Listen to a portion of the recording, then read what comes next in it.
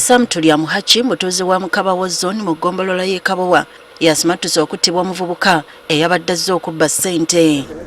Mu katambi obwedda akasaasaanira ku mutimbagano kalaga bulungi ng'omuvubuka ono ajja ekiso mu kaveera n'ennyondo. Tulyamuhachi omusuubuzi wa kasooli yabadde abala ssente nga baakamala okumusasula. Abala miliyoni 2 kyava akyuka omulundi gumu bw'ati n'awanika ejjambiya omukono ogukutta ennyondo n'agamba sula wansi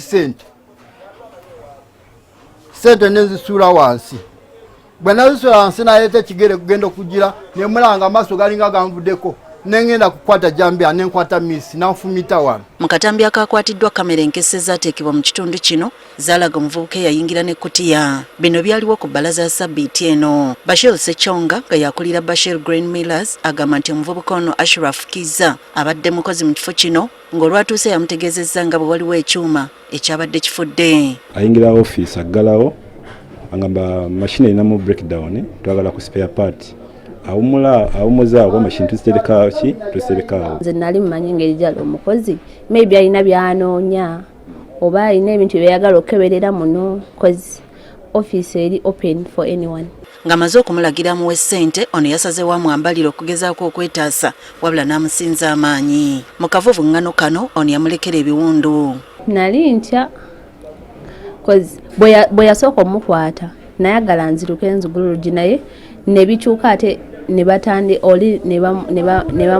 batandika omukuba kati of course nenzira eno okufumayo mutaase nangalulire nange ejjambiya nenzirayo ki munda olw'okutaasa obulamu nanyamba naggulawo nadduka emisiri nako mumugoba kati mumugoba yadduka n'ejjambiya abayagenda mukwata olw'okuyagalula ejjambiya ne bamuviira n'akola ki n'ayitawo n'adduka. Atubuulidde ekyamwaliriza okulwanyisa omusajja ono. Obulamu naye ndawange kigenda kwanze namanya ne bwe nazireka nazitwala ajja kuntema.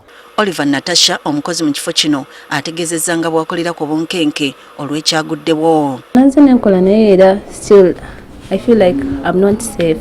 Abatuuze baagala poliisi etandika okulondoola abatendekebwa mu byokwerinda kyokka ne batafuna mirimu. Enoonyereza abantu baayo beetwala okutendeka obwero DU.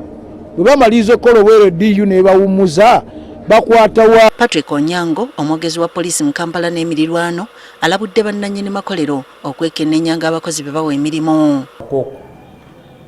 Okunoonyereza n'okukakasa empisa z'oyo ogenda okumuwa omulimu oyinza okututuukirira ne tukukolera background check okumanya oba yaliko mubbi oba teyaliko omubbi. Enteekateeka za Ashraf Kiza okubba ssente zaagudde butaka ng'eno poliisi yatandise dda omuyiggo ogw'okumukwata avunaanibwe.